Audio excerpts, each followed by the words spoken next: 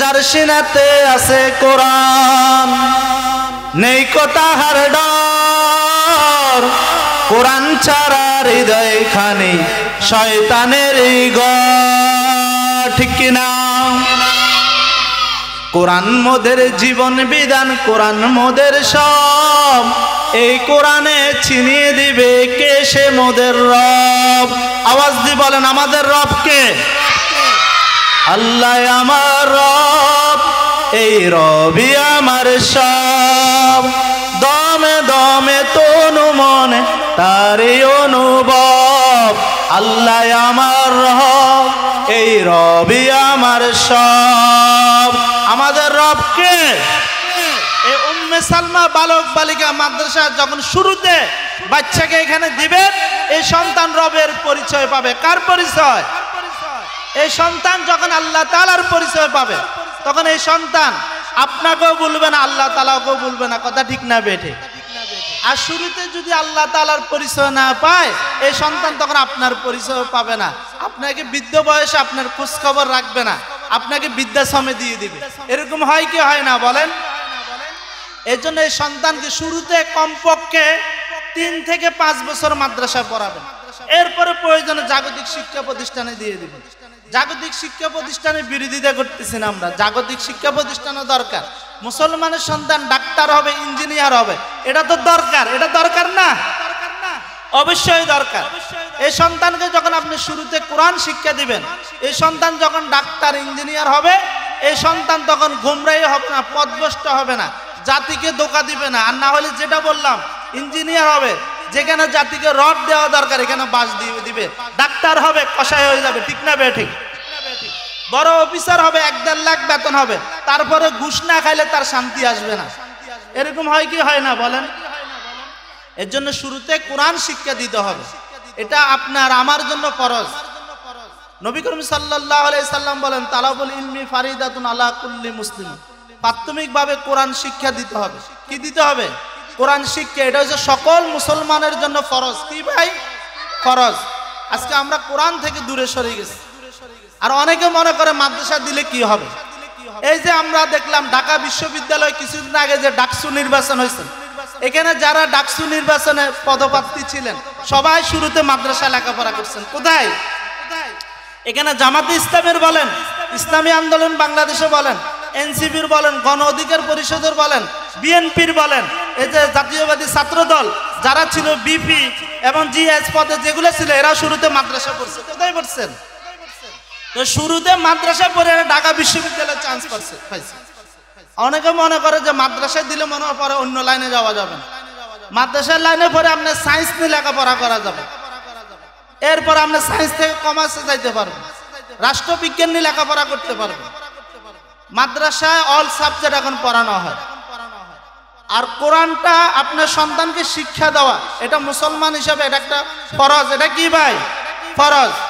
ইল্লাল্লাহ সেজদা করব না গায়রুল্লাহ, সেজদা করব ইল্লাল্লাহ, লা ইলাহা ইল্লাল্লাহ, লা ইলাহা ইল্লাল্লাহ। সেজদা করব না গায়রুল্লাহ, সেজদা করব এক আল্লাহ, লা ইলাহা ইল্লাল্লাহ, লা ইলাহা ইল্লাল্লাহ, লা ইলাহা ইল্লাল্লাহ, লা ইলাহা ইল্লাল্লাহ, লা ইলাহা ইল্লাল্লাহু মুহাম্মাদুর রাসূলুল্লাহ। সবাই পড়ি সাল্লাল্লাহু আলাইহি ওয়াসাল্লাম। আলহামদুলিল্লাহ, আল্লাহ পাক রব্বুল আলামিনের দরবারে লাখো কোটি শুকরিয়া যে আল্লাহ পাক রব্বুল আলামিন আপনাদেরকে আমাকে অত্যন্ত দয়া এবং মেহেরবানি করিয়া আজকে আমাদের দিশাবন উম্মে সালমা বালক বালিকা মাদ্রাসার ইসলামী মাহফিলে আসার বসার কিছু কথা বলবার এবং শুনবার যে তৌফিক দিয়েছেন, আমরা যারা খুশি হইলাম শুকরিয়ার সঙ্গে জানাই আলহামদুলিল্লাহ। আলহামদুলিল্লাহ, সংক্ষিপ্ত আকারে কিছু কথা বলবো। এরপর পরে আমাদের আজকের মাহফিলের বিশেষ আলোচক শুধু ঢাকা থেকে আগত হযরত মাওলানা হাসান মাহমুদ সাহেব আলোচনা করবেন, বলি ইনশাআল্লাহ। সংক্ষিপ্তভাবে প্রাথমিক দিন শিক্ষা নিয়ে আলোচনা করব। আমাদের যখন সন্তান জন্মগ্রহণ করেন, আমরা এই সন্তানদেরকে শুরুতে কিছু টিকা দিই। কি দিই ভাই? টিকা দিই। কিছু কি দিই? টিকা দিই। কেন শুরুতে আমরা এই টিকাগুলো দিই?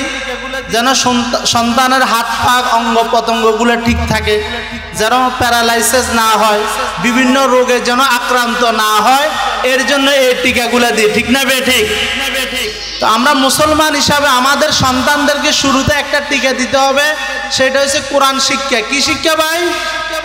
আপনি যদি শুরুতে কোরআন শিক্ষার এই টিকাটা দিয়ে দিতে পারেন, আপনার এই সন্তান বিভিন্ন রোগে আক্রান্ত হবে না, এই সন্তান মাদকাসক্ত হবে না, এই সন্তান দুর্নীতিবাজ হবে না, চোর হবে না, টাউট হবে না, বাটপার হবে না। কথা ঠিক না বে ঠিক? এই সন্তানকে যদি শুরুতে আপনি প্রাথমিকভাবে কোরআন এবং হাদিসের দ্বীন শিক্ষা দিতে পারেন, অর্থাৎ নুরানি শিক্ষাটা যদি শুরুতে দিতে পারেন, এই সন্তান বিভিন্ন রোগে আক্রান্ত হবে না, চোর হবে না, টাউট হবে না, বাটপার হবে না, খুনি হবে না, দর্শক হবে না। কথা ঠিক না বে ঠিক? এই সন্তান কোরআনের টিকাটা পাওয়ার পরে যদি ইঞ্জিনিয়ার হয়, জাতিকে তখন রডের বদল বাঁশ দিবে না। কথা ঠিক না বে ঠিক? না হইলে যেখানে রড দেওয়া দরকার ওইখানে জাতিকে কি দিবে ভাই? বাঁশ দিয়ে দিবে। ডাক্তার হবে, কসাই হয়ে যাবে। আর অনেকে মনে করে মাদ্রাসায় মনে শুধু কোরআন হাদিস পড়া না, আমরা কোরআন হাদিসের পাশাপাশি আমাদের নুরানি মাদ্রাসাগুলোর বাংলা, অঙ্ক, ইংরেজি, সমাজ বিজ্ঞান, সমস্ত দুনিয়াদি এবং জাগতিক শিক্ষা এবং আপনার কোরআন হাদিসের শিক্ষা উভয়টা এখানে আছে। বলে আলহামদুলিল্লাহ। আমাদের এখানে আমাদের বাচ্চাদেরকে আমরা CW, SW সবসময় আমাদের হাতের লাগা থাকে। আপনার শুরুতে আমরা কোরআন থেকে দূরে সরাই দিচ্ছি, অথচ দেখেন একটা সন্তান যখন কোরআন শিখতে যায়, কি শিখতে যায় ভাই? কোরআনটা যখন নিয়ে যায়, এই কোরআনটা কোথায় রাখে ভাই? বুকে রাখে। কোথায়? এই সন্তানটাই যখন আবার আপনার স্কুলে জাগতিক শিক্ষার জন্য যায়, ওইখানে সেই বই পুস্তক নিয়ে যায় কি যায় না? তার ব্যাগে করে যখন বইটা রয়, বইটা কি ব্যাগে থাকে না পিছনে থাকে? বলেন। পিছনে থাকে। এর দ্বারা কি বুঝলাম? জাগতিক দুনিয়া লাইনে যত শিক্ষা আছে ওই ব্যাগের মতো পিছনে থাকে যাবে, আর এই কোরআনটা আপনার সঙ্গে যাবে। বলি না সুবহানাল্লাহ। আপনার এই সন্তানকে আপনি অঙ্ক শিখালেন কিনা, বিজ্ঞান শিখালেন কিনা, ইংরেজি শিখালেন কিনা, এটা প্রশ্ন করা হবে না। আপনাকে প্রশ্ন করা হবে আপনার সন্তানকে কোরআন শিখালেন কিনা। শুরুতে যদি আপনার এই সন্তানের অন্তরে, তার কলবের মধ্যে যদি কোরআনকে বসাই দিতে পারেন, এর সিনার মধ্যে শয়তানে বাসা বাঁধবে না। কথা ঠিক না বে ঠিক? এর জন্য কবি বলেন, এর জন্য আমরা শুরুতে আমাদের সন্তানকে মাদ্রাসায় দিয়ে দেব। মাদ্রাসা দিলে আপনার দুনিয়া এবং আখিরাত কামিয়াবি, দুনিয়া এবং আখিরাত কামিয়াবি। সংক্ষিপ্ত ভাবে একটা কথা বলতেছি। একটা লোক খুব গুনাহ কাজ করছে। একটা লোক এমন কোন গুনার কাজ নাই যেটা সে করে নাই। এখন হঠাৎ একসময় ওই লোকটা অসুস্থ হয়ে যান। অসুস্থ হয়ে যাওয়ার পরে ডাক্তারের কাছে যায়। ডাক্তার বলতেছে তোমার তো মরণ ব্যাধি, ক্যান্সার হয়েছে, তুমি বেশি দিন আর বাঁচবা না। তখন এই লোকের ভিতরে মৃত্যুর ভয়, আল্লাহর ভয় চলে আসছে। এই লোকে চিন্তা করতে করতে আসে, আরে আমি জীবনে কত গুনাহ করলাম, সগীরা কবিরা, প্রকাশ্যে গোপনে, এমন কোন গুনাহ নাই যা আমি করি নাই। এখন আমার তো মৃত্যুর পর আমার তো জাহান্নাম ছাড়া উপায় নাই, আমি কি করলাম? এইগুলো করতে করতে সে আসতেছে। তখন রোডের পাশে দেখতেছে একটা বড় প্যান্ডেল দেখা যায়। ওই প্যান্ডেলে এক বুজুর্গ আলোচনা করতেছেন। আলোচনার মধ্যে বলতেছেন, কেউ যদি কারো সন্তানকে যদি দুনিয়ার মধ্যে কোরআন শিক্ষা দিয়ে যাইতে পারে, এই সন্তানের উসিলা আল্লাহ তাআলা তাদের বাবা মাকে ক্ষমা করে দিবেন। ওখানে এই লোকটা এই বয়ানটা শোনার পর তার ভিতরে একটু দিলে একটু ইয়া হইলো, আনন্দ হইলো। আবার চিন্তা করলো, আলে আমার তো কোনো সন্তান নাই, আমার স্ত্রী তো সবে মাত্র গর্ভবতী। তখন এই লোকে বাসায় গেল, তার স্ত্রীকে বলল যে এরকম এরকম, আমি তো জীবনে এমন কোনো গুনার কাজ নাই যা করি নাই, আমি তো আমার জাহান্নাম ছাড়া উপায় নাই। আমি আসার সময় এক হুজুরের আলোচনা শুনলাম, বলছে যদি সন্তানকে কোরআন শিক্ষা দিয়ে যাইতে পারি, এই সন্তান উসিলা আল্লাহ তাআলা আমাকে মাফ করে দেবে। তখন সে তার স্ত্রীকে বলল, আমার তো কোনো সন্তান নাই, তোমার গর্ভে যে আমার সন্তানটা আছে, আমি হয়তো বেশি দিন বাঁচবো না, ইন্তেকাল করব, তোমার কাছে নসিহত করে গেলাম আমার এই সন্তানকে তুমি মাদ্রাসায় পড়াবে, কোরআন শিখাবে, এটা তোমার প্রতি আমার অনুরোধ, তোমাকে আমি ওসিয়ত করে দিলাম। এর কয়েক মাস পরে ওই লোকটা ইন্তেকাল করলেন। এরপরে কয়েক মাস পরে ওই লোকের সন্তান ভূমিষ্ঠ হইলেন। তখন এইভাবে সন্তান আস্তে আস্তে যখন 5 বছর 6 বছর হয়, তখন ওই স্ত্রী দেখেন স্বপ্ন দেখতেছে যে তার স্বামীকে, স্বপ্নের মধ্যে স্বামী বলতেছে তোমার কি অবস্থা? স্বামী বলতেছে আমার অনেক আযাব হচ্ছে, অনেক কষ্ট হচ্ছে, আমি তো অনেক গুনাহ করলাম, আমার খুব কষ্ট হচ্ছে। তখন ওর ঘুম ভেঙে যায়। তখন চিন্তা করলো যে আমার স্বামী তো ওসিয়ত করলো সন্তানকে মাদ্রাসায় পড়াইতে, কোরআন শিখাইতে। তখন সন্তানকে ডাকি বলল, তোমার তো 6 বছর হইল, তোমার বাবা তো আমাকে বলছে তোমাকে কোরআন শিক্ষা দিতে, মাদ্রাসায় পড়াইতে, এখন বাবা তুমি কি বলো? ও বলতেছে, মা আমার বাবা যখন ওসিয়ত করছে আমিও মাদ্রাসায় পড়তে রাজি। তখন মা গাট্টি গোট্টা বাঁধি টাঙ্গের মধ্যে সব ঢুকাই সন্তানকে মাদ্রাসায় দিয়ে দিছে।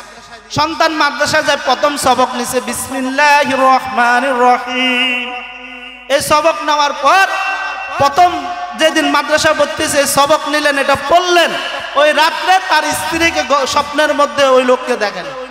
তখন ওই স্ত্রী বলল, তুমি এখন কেমন আছো, তোমার কি হালত? বলতেছে আমার তো এতদিন অনেক আযাব হয়েছে, আমার এই সন্তান মাদ্রাসায় যায় যখন বলছে বিসমিল্লাহির রহমানির রহিম, আল্লাহ তাআলা রহমান দয়ালু, এটা বলার কারণে আল্লাহ তাআলা আমার সমস্ত গুনাহ মাফ করে দিয়েছে। বলেন সুবহানাল্লাহ। সময় সংক্ষিপ্তর কারণে আমি শেষ করে দিচ্ছি আমার আলোচনা। এখন আমাদের মাঝে গুরুত্বপূর্ণ নসিহত পেশ করবেন শুধু ঢাকা থেকে আগত হযরত মাওলানা হাসান মাহমুদ সাহেব। এরপর মাগরিবের নামাজের আজান হবে, মাগরিবের নামাজের পরে আজকে আমাদের মাহফিলের প্রধান আকর্ষণ, প্রধান অতিথি, বিশিষ্ট আলেমে দ্বীন, হাজার হাজার আলেমের উস্তাদ, জগৎ বিখ্যাত আধ্যাত্মিক রাহবার ইমামুস সুন্নাহ হযরত মাওলানা মুফতি নুরুল হক সাহেব, পীর সাহেব, দাতা হুজুর আলোচনা করবেন। Presents by Kuakata media centre. হক্কানি আলেমদের নিত্য নতুন ভিডিও পেতে আমাদের চ্যানেলটি সাবস্ক্রাইব করুন। কুয়াকাটা মিডিয়া সেন্টার, ইসলামিক বিনোদনের বিশ্বস্ত সঙ্গী।